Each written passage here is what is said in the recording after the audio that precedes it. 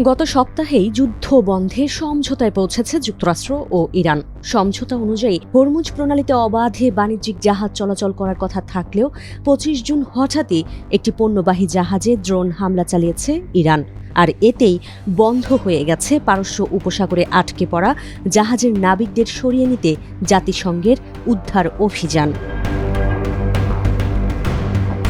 CNN আরও বলছে, Iran এখনও এই হামলার দায় স্বীকার না করলেও হামলার কয়েক ঘণ্টা আগেই দেশটির বিপ্লবী গার্ড ঘোষণা দিয়েছিল শুধু নির্ধারিত সমুদ্র পথ ব্যবহার করলেই জাহাজগুলোকে নিরাপদে চলতে দেবে তারা। যদিও যুক্তরাষ্ট্রের পক্ষ থেকে বলা হয়েছিল প্রণালীর পুরোটাই এখন সম্পূর্ণ নিরাপদ ও উন্মুক্ত। ইরানের হামলার পর যুক্তরাষ্ট্রের সেই দাবি এখন পড়েছে প্রশ্নের মুখে।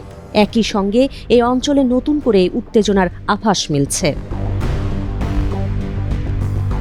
হামলার ব্যাপারে যুক্তরাজ্যের মেরিটাইম ট্রেড অপারেশনস জানিয়েছে, জাহাজটির ডান অংশ ক্ষতিগ্রস্ত হয়েছে অজ্ঞাত একটি ক্ষেপণাস্ত্র বা উড়ন্ত অস্ত্রের আঘাতে। বড় আঘাত লেগেছে জাহাজের ব্রিজ বা নিয়ন্ত্রণ কক্ষে, তবে কোনো নাবিক হতাহত হয়নি। এই ঘটনার পর ওই অঞ্চলে জাহাজ চলাচলে জারি করা হয়েছে সতর্কতা। যুদ্ধের কারণে পারস্য উপসাগরে আটকে পড়া ১১,০০০-এর বেশি নাবিককে নিরাপদে সরিয়ে নেওয়ার কাজ করছিল জাতিসংঘ।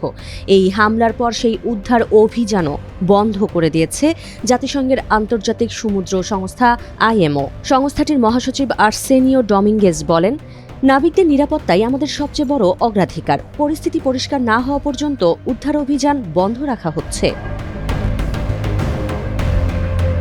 শান্তি সমঝোতার পর চলতি সপ্তাহে হরমুজে জাহাজ চলাচল শুরু করলেও নতুন করে সতর্কবার্তা জারি করেছে IRGC। সেই সতর্কবার্তায় জাহাজগুলোকে ইরান অনুমোদিত রুট ব্যবহার করেই চলতে বলা হয়েছে।